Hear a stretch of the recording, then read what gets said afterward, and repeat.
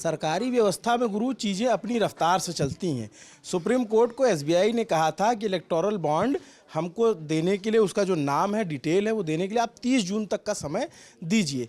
Supreme court ने होंका तो एक दिन के अंदर जो है इलेक्टोरल बॉन्ड में किन लोगों ने बॉन्ड खरीदे चंदा देने के लिए और किनको चंदा मिला, ये सारी डिटेल, सारी जानकारी अब एसबीआई ने सुप्रीम कोर्ट को सौंप दी है।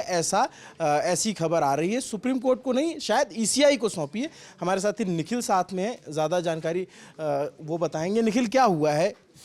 देखिए अभिनव, जैसे हम जानते हैं 15 फरवरी को सुप्रीम कोर्ट की कॉन्स्टिट्यूशन बेंच ने कहा था कि आप 6 मार्च तक के सारी डिटेल उठा करके ईसीआई को दे दीजिए, जितना आपके पास में डेटा है, और 13 मार्च को ईसीआई इसको छाप ले अपनी वेबसाइट के ऊपर, और वो क्लिकेबल होना चाहिए। आपने क्लिक किया, वो खुल रहा है और पब्लिक को एक्सेस होना चाहिए। तो एसबीआई ने क्या किया, एसबीआई 4 मार्च तक के वेट करता है और 4 मार्च को जाके सुप्रीम कोर्ट से कहता है कि हमारे पास में डेटा काफ़ी सारा है, डेटा मल्टीपल लोकेशंस पे है और अलग अलग टेबल्स में है, और उसको मैच करके हम इस समय सीमा के अंदर नहीं दे पाएंगे, इसलिए हमको 30 जून तक का टाइम दे दीजिए। 30 जून का मतलब है कि ऑब्वियसली मतलब जो नई सरकार होगी वो शपथ ले चुकी होगी, और हो सकता है बिल्कुल मंत्रिमंडल भी सब, मतलब ये सारी चीज़ें हो चुकी होंगी, उसके बाद जाके वो डेटा आता। इसके खिलाफ कॉन्टेम्प्ट पिटिशन जो याचिका करता थे एडीआर गए जगदीप छोकर प्रोफेसर एडीआर जो चलाते हैं, और कॉमडोर बत्रा हैं आरटीआई एक्टिविस्ट, जिनकी याचिकाओं का कंटेंट इस सुनवाई में खूब इस्तेमाल हुआ, जो जानकारी उन्होंने निकाली थी। तो अब ये हुआ कि कोर्ट ने क्या कहा, कोर्ट ने उस याचिका को ठुकरा दिया 12 तारीख को। उन्होंने 11 मार्च को उस याचिका पे एसबीआई की सुनवाई हुई और कोर्ट ने कहा कि हम कन्विंस नहीं हो रहे हैं। बहुत सारे लोगों ने, आपने भी अभिनव देखा होगा कि लोगों ने सोशल मीडिया पे खूब टिप्पणी की कि एसबीआई देखिए कितना मेहनत कर रहा है, हरीश साल्वे को हायर करना, मतलब उनसे टाइम लेना कि आप हमारा केस लड़ लीजिए और उनको पे करना फॉर सॉलिसिटर जनरल आपके पास ऑलरेडी है, सब है। एसबीआई सरकारी है, मतलब लिस्टेड है, लेकिन उसमें मेजॉरिटी स्टेक तो भारत सरकार का ही है। चाहते तो सॉलिसिटर जनरल से लड़वाते या एसबीआई को दूसरा, लेकिन हरीश साल्वे मतलब क्रीम ऑफ क्रीम जिसको अब उनको हायर करना, उनको पे, मतलब ये इतनी मेहनत आप कर ले रहे हैं, लेकिन अभी तक आप डेटा नहीं निकाल पाए। और ये करोड़ों सबसे बड़े ग्राहकों की संख्या एसबीआई की है, भारत की नहीं दुनिया के बड़े बैंक्स में आता है। और आप बैंकिंग सिस्टम को अभिनव देखेंगे तो कई लोग जो हमारे दर्शक हैं उसमें भी बैंकिंग में काम करते होंगे। बैंकिंग में इतनी मेहनत ही इसलिए की गई है ताकि जो फंड्स हैं, माने जैसे मेरी कंपनी मुझे सैलरी देती है, मैं यहाँ काम करता हूँ, तो कौन दे रहा है, कौन ले रहा है, और क्या ये एक लीगल एक्सचेंज है, ये सुनिश्चित करने का काम भी बैंक का है कि वो प्रॉपर चैनल के थ्रू आ रही। सारी जानकारी आरबीआई को दी जाती है। अगर टैक्स स्लैब में आएंगे तो हमारे पैन कार्ड पे वो रिफ्लेक्ट होगा। इसीलिए बैंकिंग सिस्टम में इतने कंप्यूटर सर्वर इसीलिए लगाए जाते हैं, लाखों कर्मचारी भी इसलिए रखे गए हैं, क्योंकि पैसा लेना या देना क्राइम नहीं है, लेकिन पैसे को लीगली ही आप दे सकते हैं। किसी को ज़्यादा दे रहे हैं तो आप उस पर टैक्स दीजिए, ये एक व्यवस्था है। इसीलिए बैंकिंग सिस्टम इंश्योर करता है केवाईसी कि लेवाल देवाल कौन है। अब इलेक्टोरल बॉन्ड्स की जो व्यवस्था है वो बिल्कुल इस सिस्टम को अग्री नहीं करती है। बैंक के थ्रू ही हो रहा है, एसबीआई के थ्रू ही हो रहा है, लेकिन उसमें यह है कि लेवाल देवाल आप पता नहीं कर सकते हो। इसके खिलाफ पार्टियाँ गई थी सुप्रीम कोर्ट और फिर उसका डिसीजन आया। और जब सुप्रीम कोर्ट के पास में एसबीआई समय मांगने गया तो कोर्ट ने कहा कि 2 चीज़ें। एक तो उन्होंने डिसीजन के टाइम पे कहा कि सूचना के अधिकार का उल्लंघन इलेक्टोरल बॉन्ड्स की व्यवस्था से होता है और इसीलिए आपको जानकारी देनी पड़ेगी। दूसरा, उन्होंने एसबीआई से पूछा कि हमारा फैसला आया था 15 तारीख को, आप आज आए हैं 4 तारीख को, तो इस बीच में आप कह रहे हैं कि बहुत डेटा है और फिजिकल डेटा हमको स्कैन करना है, तो अनेक, मान के चले 10,000 बॉन्ड है, तो क्या 3,000 बॉन्ड आपने चेक कर लिए? क्या 4,000? आपकी प्रोग्रेस क्या है? इसके कोई स्पष्ट जवाब मतलब हरीश साल्वे रिप्रेजेंट कर रहे थे, लेकिन एसबीआई की तरफ से नहीं दिए जा सके, जिससे कोर्ट कन्विंस होता। कोर्ट ने कहा कि ये जार्गन मत दीजिए, आप ये कीजिए कि आप कह रहे हैं अलग अलग टेबल में है, मिला के नहीं दे सकते, आप ऐसा कीजिए वो दोनों टेबल्स ही दे दीजिए। दो टेबल का मतलब ये हुआ कि एक तरफ लेवाल की जानकारी कि किसी ने खरीदा था इलेक्टोरल बॉन्ड जो एसबीआई ने समय समय पे जारी किए, आपने, मैंने या जिसने खरीदा होगा, आप उनकी जानकारी। हमने नहीं खरीदा, माने उदाहरण तो खरीद सकते हैं, वैसे इंडिविजुअल भी खरीद सकते थे, खरीद सकता था। लेकिन उसमें जब सीजीआई का मैं उसको सुन रहा था तो काफ़ी सख्त थे, उनका लहजा भी ये था कि भाई आप ये क्यों बता रहे हो कि हमको इतने दिन का समय दो, आप ये बताओ इतने दिन में आपने क्या किया, 26 दिन आप क्या कर रहे थे? कोर्ट ने यही पूछा, कोर्ट ने कहा कि आप कह रहे हैं डेटा कोलेक्ट नहीं, माने मिलान नहीं हो पा रहा वो दो टेबल्स का कि खरीदा किसने और भुनाया किसने। उन्होंने कोर्ट ने कहा कि हमने कब बोला आपको मिलाओ, या क्या एक्सप्रेसली ऐसा कहा था कि ऐसा क्रॉस मैच जैसे हम नहीं बोर्ड में वो मिला। उन्होंने कहा वो एक्सरसाइज करने के आप दीजिए ना, जो डेटा है वो आप पब्लिक कर दीजिए, और ये चीज़ पब्लिश होनी है। या आपने किया नहीं, आप यहाँ वहाँ बहाने बना रहे दीजिए। तो उन्होंने कहा था कि जैसे SBI एक वित्तीय संस्थान है, उन्होंने कहा एंड ऑफ वर्किंग डे 12 तारीख को, जब आपके बिजनेस आवर्स खत्म होते हैं, SBI के 5 बजे तक होते हैं, तो उन्होंने कहा उससे पहले दे देना।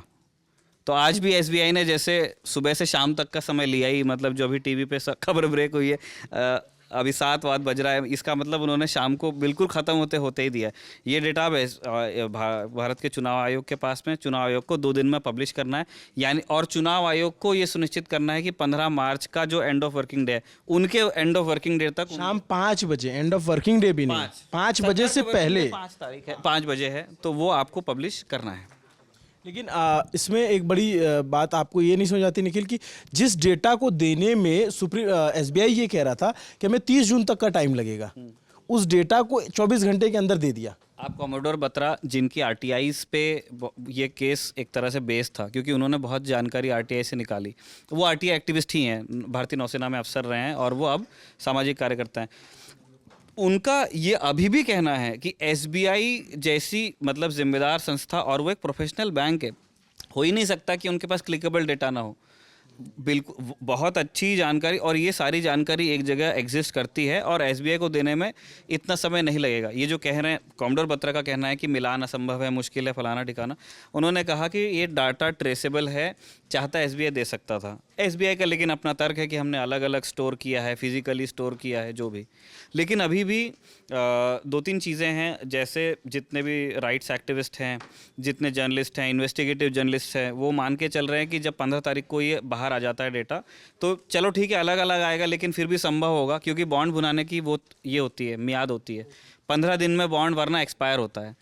और एक्सपायर बॉन्ड की पहले व्यवस्था ये थी कि वो प्राइम मिनिस्टर रिलीफ में जाता था, माने आपने 1,000 लाख रुपए का बॉन्ड खरीदा, 15 दिन आपने जिसको दिया उसने नहीं भुनाया, वो ऑटोमेटिकली चला जाता था प्राइम मिनिस्टर रिलीफ में। लेकिन फिर वो कानून बीच में उसके एक्सेप्शंस क्रिएट किए गए कि एक्सपायर्ड बॉन्ड भी भुनाए जाएंगे, इस तरह की चीज़ें हुई थी। अब तो सारे ही बॉन्ड ये हो गए, तो एक जो देखने वाला होगा वो ये देख पाएगा कि परचेज किस ब्रांच से हुई है। मान के चलिए SBI की अमुक ब्रांच से हुई है, ललन टॉप ब्रांच से हुई है, और उसको भुनाया जाता है, मतलब फिल्म सिटी की कोई पार्टी अगर उसको, मिसाल के लिए मैं कह रहा हूँ, भुना रही, तो वो जो स्टडी करने वाले हैं, रिसर्च करने वाले हैं, वो ये देख पाएंगे कि ये बॉन्ड इधर खरीदा गया इस मूल्य का कम से कम, और यहाँ मतलब इन 15 दिनों में इस अमुक एंटाइटीज़ ने इसको भुना लिया, चाहे वो कोई भी पॉलिटिकल पार्टी हो। तो उसमें कुछ वो उम्मीद कर रहे हैं कि कुछ पैटर्न्स देखने को मिल जाएंगे, जिससे पता चल जाएगा। एक तो सीधा सीधा ये हुआ कि लेवाल देवाल कौन है पता चल। दूसरा पैटर्न ये होगा क्विड प्रो को, कि भाई क्या जब ये पता चल जाएगा कि किसने पैसा दिया और किसको दिया, तो आप उसके पहले के डिसीजंस, उसके पहले की सरकारी कार्रवाइयाँ, और उसके बाद के डिसीजंस और उसके बाद की सरकारी कार्रवाई को स्टडी कर पाएंगे। और फिर एक सीधा तो पता नहीं चलेगा, मतलब किसी का दिमाग तो नहीं आप खोल के देख पाएंगे, लेकिन एक इन्फॉर्म गैस आप लगा पाएंगे कि कहाँ कहाँ किस किस को बॉन्ड खरीदने का या देने का या भुनाने का फ़ायदा हुआ है। ऐसी अभी होप है, लेकिन ये स्पष्ट नहीं है अभी ना। मतलब कई लोगों ने इस बात को लेके स्केप्टिसिज्म जाहिर किया है कि बॉन्ड का डेटा अगर आ भी जाता है तो पूरा मतलब जो क्विड प्रो को का जो इल्ज़ाम है, चाहे वो BJP पे हो, चाहे TMC ने बहुत बॉन्ड्स भुनाए हैं, कांग्रेस ने बहुत भुनाए हैं, मतलब बहुत छोटी संख्या में, सबसे ज़्यादा तो BJP को गए, लेकिन इन पार्टीज़ ने भी करोड़ों में बॉन्ड्स भुनाए, तो उनका भी निकलेगा डाटा सारा बाहर। लेकिन बहुत लोगों का ये भी कहना है कि ये इस बात की पूरी संभावना है कि पार्टी ने भुनाया तो अपने नाम से है, मान के चलिए निखिल पार्टी ने भुनाया, लेकिन अभिनव कॉरपोरेशन ने ही वो बॉन्ड दिया था। ये पता करने का कोई तरीका नहीं हो सकता है कि आपने 4-5 अलग अलग ऐसी कंपनियां बनाई हों कभी, जिसका किसी को पता नहीं है, जिसका कोई फेस नहीं है, पीछे सबके अभिनव है पर पता नहीं है, भुनाया मैंने, और साठगांठ आपकी। आपका इशारा शेल कंपनियों की तरफ है, हो सकता है, ये एक पॉसिबिलिटी है। और जैसे अभी जब ये नाम आएंगे कि भाई इन लोगों ने जिन्होंने प्रकट तौर पे जिनका नाम पता चलेगा, तो उससे एक गेस तो लगाने लग जाएंगे लोग अपने अपनी स्वेच्छा से कि भाई, और ये भी देखा जाएगा कि किस पार्टी को किस वक्त में चंदा मिला। जैसे TMC को जो चंदा मिला ज़्यादा वो कब मिला, जब चुनाव था बंगाल में।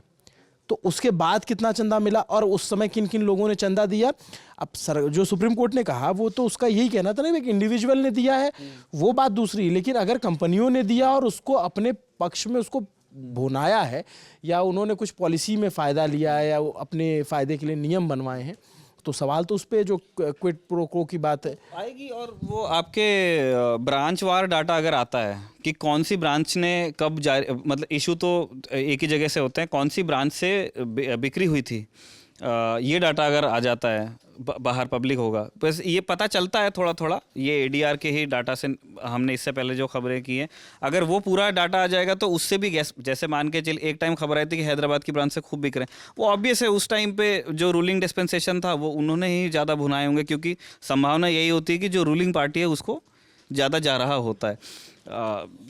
जो दूसरे पैटर्न्स हैं कार्रवाई वाले वो थोड़े से ज़्यादा कॉम्प्लिकेटेड होंगे, ये देखा जाएगा कि कौन सी एजेंसी ने कहाँ छापा मारा था, कब, किस पे, उसके बाद क्या उसके आसपास के किसी ब्रांच से कोई बॉन्ड खरीदा गया है, उसके बाद क्या किसी पार्टी ने वो बॉन्ड भुनाया है, इस तरह की चीज़ें अभी जो प्रोफेशनल इन्वेस्टिगेटिव जर्नलिस्ट हैं वो जब देखेंगे तब पता चलेगा। ये अपने आप में एक बहुत एसबीआई को तो फटकार लगी ही जब ये फैसला आया था 5 जजों की संवैधानिक पीठ जिसका नेतृत्व तो सीजीआई चंद्रचूड़ कर रहे थे, तभी भारतीय जनता पार्टी और मोदी सरकार के लिए इसको झटका बताया गया था, क्योंकि भाई वही ये कानून लेकर आए थे। और आप अगर स्पीचेस सुनेंगे पुराने तो अरुण जेटली उस वक्त जब वित्त मंत्री थे तो इसके बहुत सारे फायदे भी गिना रहे थे, लेकिन शुरू से इसके इलेक्टोरल बॉन्ड के होने पर ही बहुत सारे सवाल थे कि ये भ्रष्टाचार को बढ़ावा दे सकता है या फिर अलग तरीके से पैसे को मूव करने का तरीका। विलिंगनेस को लेके क्वेश्चन, जैसे मैंने कहा ना, एसबीआई एक लिस्टेड कंपनी है, उसमें आम लोगों भी उसमें निवेश किया हुआ है, कोई इंस्टीट्यूशनल उसमें इन्वेस्टर्स हैं, बट उसमें सबसे बड़ा स्टेक किसका है, भारत सरकार का। एसबीआई के जो मतलब चीफ हैं वो क्या गवर्नमेंट से इंस्ट्रक्शन लेते हैं, इस बार इस सवाल का जवाब है हाँ, लेकिन क्या उन्होंने जो पिटीशन सुप्रीम कोर्ट में डाली, जो जंग की गई, वो किसके इंस्ट्रक्शन पे ली गई थी, इसका कोई सीधा जवाब है नहीं, ना हम किसी का नाम ले सकते हैं, लेकिन वो ऑब्वियस बात है कि भाई जो मालिक होगा वही कह सकता है किसी से कि भाई तुम ये करो या ना करो। मतलब अगर सरकार के इंस्ट्रक्शंस होते कि भाई आया है कोर्ट का फैसला आप पब्लिक कीजिए, तो क्या वो पिटीशन वहाँ डाली जाती? संभावना कम ही है अभी। लेकिन पूरा ख़त्म नहीं हुआ है। सुप्रीम कोर्ट के जो वकीलों का संगठन है, सुप्रीम कोर्ट बार एसोसिएशन, उसके अध्यक्ष हैं, सीनियर एडवोकेट हैं आदिश अग्रवाल इनका नाम है। ये इन्होंने प्रेसिडेंट को पत्र लिखा है और प्रेसिडेंशियल रेफरेंस की उन्होंने मांग की है, और उन्होंने लेटर में लिखा भी है कि उन्होंने कहा है कि बहुत मतलब गंभीर असर पड़ेगा अगर सुप्रीम कोर्ट के फैसले पर अमल होता है। तो माने अमल तो आधा तो हो ही गया, ईसीआई को चला गया, अब सिर्फ पब्लिशिंग बची है। एक तरीके से बार काउंसिल सुप्रीम कोर्ट के फैसले पर और सुप्रीम कोर्ट पे क्या दबाव बना रहा है, ऐसा हम कह सकते हैं? दबाव की बात नहीं है, वो एक लीगल रिकोर्स लेने की कोशिश कर रहे हैं, उसका उनको मतलब राइट है एक तरह से। और ये आर्टिकल 143 के तहत कवर होता है कि बार दबाव तो बेंच पे सीधा नहीं डाल सकता, वो एक या तो ये एक टैक्टिस तो है, एक तरीके के तौर पे तो देखा जा रहा है। हाँ बिल्कुल देखा जा रहा है कि भाई ये इस तरीके की चीज़ की जिस पे भाई सुप्रीम कोर्ट की संवैधानिक पीठ ने जो है फैसला दे दिया है, उस पे राष्ट्रपति से इंटरफेरेंस की मांग की जा रही है। उनसे इसकी भी अपना एक पूरा प्रॉपर सिस्टम है, हमको ये देखना पड़ेगा कि अब अभी उन्होंने तो जैसे आवेदन दिया है उस पे राष्ट्रपति भवन की तरफ से क्या कार्रवाई होती है, वो प्रोसीजर पूरा होता है, रेफरेंस पे सुनवाई कब होती है। ऐसा कभी मतलब इसके लिए हमें पढ़ना पड़ेगा, देखना पड़ेगा कि ऐसा कब कब हुआ है इससे पहले, मतलब ये बड़ा रेयर ऑफ रेयरेस्ट में आएगा, देखना पड़ेगा। एक लास्ट डिच एफर्ट है, मतलब जिसने भी किया है वो एक और ट्राई करना चाह रहा है, उस तरह की चीज़ें, और तो कुछ इसका ये नहीं बात पर। लेकिन बहुत मुश्किल है अभी ना, कॉन्स्टिट्यूशन बेंच का डिसीजन है। अगर जैसे आप एक थेरी की बात कर लें कि क्या इस फैसले पर अब प्रेसिडेंशियल रेफरेंस में सुनवाई होगी, तो वो थोड़ा सा अनलाइकली है, क्योंकि डिसीजन कोई छोटा तो नहीं है। 5 सीनियर मोस्ट जजेस हैं, इतने दिन की सुनवाई है, और उसमें कोर्ट एक नहीं 2 बार क्लियर कर चुका है कि उनकी मंशा क्या है। डिसीजन दिया तब उन्होंने वो कहा, और जब उन्होंने एसबीआई की प्ली को जंग किया तब। और बाय द वे जो पिटिशनर हैं वो अभी भी पूरी तरह शांत नहीं हुए हैं, ना ही पूरी तरह संतुष्ट हुए हैं।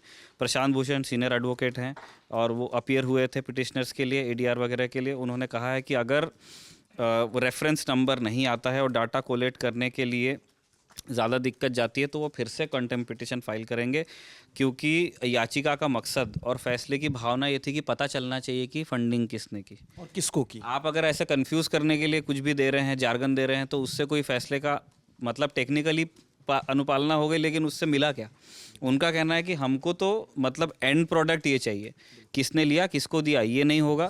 सीधी बात, नो बकवास। हाँ, तो हम वो कह रहे हैं कि नहीं होगा तो हम फिर से कंटेम्प्ट पिटीशन फाइल करेंगे। चलिए, अब 15 तारीख का इंतज़ार है। 15 मार्च को जब ईसीआई चुनाव आयोग अपनी वेबसाइट पे ये नाम डालेगा और उसमें पता चले कि किन लोगों ने इलेक्टोरल बॉन्ड खरीदे और कहाँ दिए गए, ये बाद में पता चलेगा। लेकिन इतना तो ज़रूर पता चल जाएगा कि किन किन लोगों ने खरीदे हैं, अगर उन्होंने अपने नाम से खरीदे हैं तो। जिसकी बात निखिल कह रहे थे कि अगर छद्म नामों से लिया गया होगा तो शायद आपको वो भी जानकारी ना मिले।